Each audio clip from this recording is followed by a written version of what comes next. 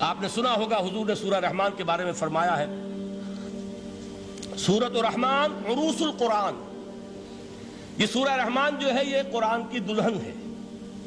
جیسے دلہن کو آپ خوشنما لباس پہناتے ہیں، آراستہ پیراستہ اس کو گہنے اور اس کو زیور پہناتے ہیں، تو جس طریقے سے سجاتے ہیں آپ دلہن کو، اللہ تعالیٰ نے ایک سورت قرآن مجید میں یہ ایسی رکھی ہے سورہ رحمان کہ اسے خوب سجایا ہے۔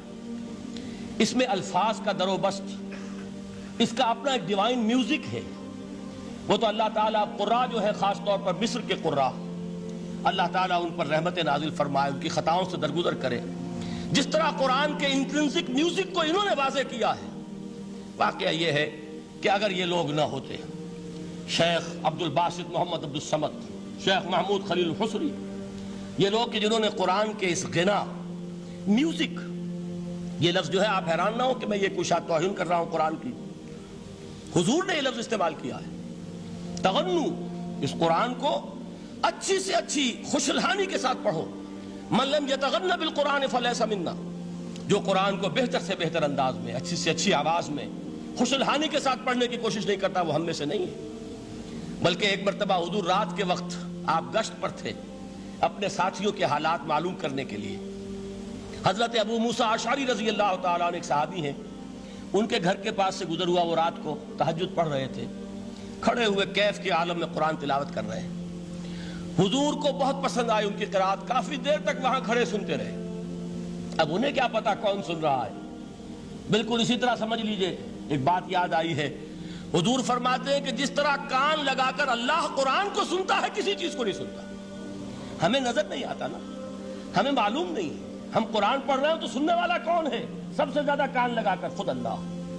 یہاں اس لیے مجھے یاد آیا کہ ابو موسیٰ اشعری کو کیا پتا تھا کہ کون سن رہا ہے؟ وہ اپنی کیفیت میں نماز میں تہجد میں قرآن کی تلاوت کر رہے تھے، اور ظاہر بات ہے ان کے گھر ایکڑوں میں بنے ہوئے نہیں تھے، ایک ایک کمرہ، ایک ایک کوئی حجرہ، ایسے ہی تو گھر تھے نا صحابہ کے، لہذا حضور پاس سے گزرے، آواز آئی، کافی دیر سنتے رہے۔ اس کے بعد آپ تشریف لے گئے، صبح فجر میں ملاقات ہوئی تو حضور نے تحسین کے انداز میں فرمایا، یا ابا موسیٰ انک قد اوتیت مزمارا من مزامیر آل داؤد، اے ابو موسیٰ تمہیں تو آل داؤد کے سازوں میں سے ایک ساز اللہ نے عطا فرما دیا ہے۔ جس طرح حضرت داؤد، لہن داؤدی مشہور ہے کہ جب وہ پچھلے پہر رات کو حمد کے ترانے الاپتے تھے، قرآن میں ہے کہ پرندے شامل ہو جاتے تھے ساتھ، اور پہاڑ وجد میں آتے تھے، پہاڑ بھی ان کے ساتھ شریک ہوتے تھے۔ تو جس طرح کا اللہ نے ان کو لہن عطا فرمایا تھا، حضور نے تحسین کے انداز میں فرمایا ہے ابو موسیٰ اشعری، اللہ نے تمہیں بھی آل داؤد کے سازوں میں سے ایک ساز عطا فرمایا۔ بہرحال قرآن مجید کا جو یہ میوزک ہے، قرآن کے الفاظ کا جو حسن ہے، جہاں تک حسن معنوی ہے وہ تو ہر لفظ میں ہے، لیکن یہ حسن ظاہری، حسن صوتی، حسن لفظی، یہ اپنے کلائمیکس پر آپ کو نظر آئے گا سورہ رحمان میں۔ لیکن قرآن میں یہ سورت اس اعتبار سے بھی ممتاز ہے، اس کی 4 آیات پر ذرا توجہ کریں گے، عجیب حقائق سامنے آئیں گے۔ جہاں یہ قرآن مجید کے حسن صوت اور حسن لفظی کی معراج ہے، وہیں اس کی پہلی 4 آیات میں 4 چوٹی کی چیزوں کا ذکر ہے، سب سے اونچی چیزیں۔ پہلی آیت کیا ہے؟ الرحمن، ایک آیت ہو گئی۔ رحمان کیا ہے؟ اللہ کا نام ہے۔ کبھی آپ نے غور کیا اللہ کے ناموں میں سب سے پیارا نام کون سا ہوگا؟ رحمان۔ کیوں؟ اس کا مادہ کیا ہے؟ رحمت۔ ہمیں سب سے بڑھ کر جس چیز کی ضرورت ہے وہ کیا ہے؟ رحمت خداوندی۔ نام اچھی طرح سن لیجئے اس حضور کے قول کو۔ حضور فرماتے کوئی شخص جنت میں مجرد اپنے عمل کی بنیاد پر داخل نہیں ہو سکے گا جب تک کہ رحمت خداوندی دستگیری نہ کرے۔ کسی صحابی نے بڑی ہمت اور جرأت کا ثبوت دیا کہ پوچھ لیا، کیا حضور آپ بھی؟ جب آپ نے فرمایا کوئی شخص داخل نہیں ہو سکتا جنت میں محض اپنے عمل کی بنیاد پر جب تک کہ رحمت خداوندی جو ہے وہ دستگیری نہ فرمائے۔ پوچھا گیا کیا آپ بھی؟ آپ نے فرمایا ہاں میں بھی۔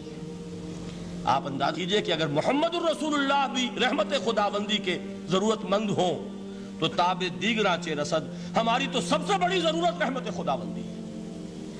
اب یہ رحمت جو ہے قرآن مجید میں اللہ تعالیٰ کی یہ شان 2 الفاظ کے ذریعے سے آتی ہے، رحیم اور رحمان، اور کوئی مادہ نہیں ہے جس سے 2 نام بنتے ہوں اللہ کے۔ لیکن یہ مادہ ہے واحد رحمت کا کہ جس سے رحمان بھی ہے رحیم بھی ہے۔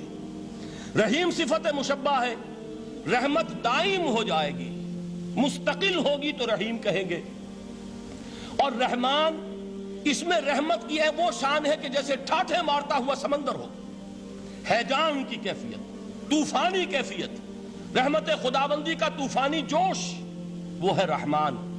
آپ تو رہتے اس علاقے میں ہیں، آپ کو معلوم ہے عرب اگر بھوکا مرا جا رہا ہو تو کیا کہے گا؟ انا جوعان۔ پیاسا مرا جا رہا ہو انا عطشان۔ بہت غضبناک ہوگا غضبان، غضبان آصفہ قرآن میں آیا ہے، بہت غضبناک۔ رحمان جس کی رحمت جو ہے جوش میں ہے، ٹھاٹھے مارتے ہوئے سمندر کے مانند۔ تو یہ اللہ تعالیٰ کے ناموں میں سب سے پیارا نام۔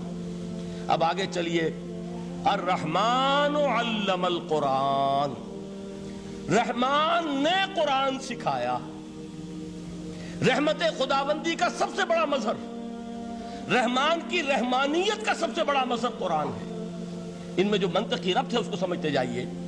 اچھا آپ یہ سوچئے، جو علم بھی انسان کو حاصل ہوا وہ کس نے دیا؟ اللہ نے۔ سائنس کا علم کس نے دیا؟ اللہ نے۔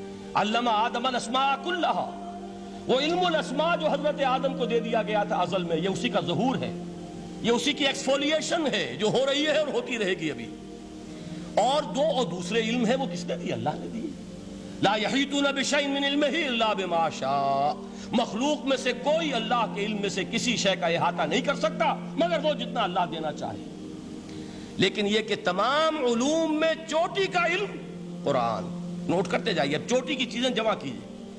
اللہ کے ناموں میں چوٹی کا نام رحمان، اللہ نے جو کچھ انسان کو سکھایا اس میں چوٹی کا علم قرآن۔ خلق الانسان، انسان کو پیدا فرمایا۔ سوال یہ کہ حیوانات کو کس نے پیدا فرمایا؟ آسمان کس نے پیدا کیے؟ زمین کس نے پیدا کی؟ فرشتے کس نے پیدا کیے؟ کیا مطلب خلق الانسان؟ اس کی تمام مخلوقات میں اس کا کلائمیکس، اس کی تخلیق کی معراج، اس کے تخلیق کا نقطہ عروج انسان ہے۔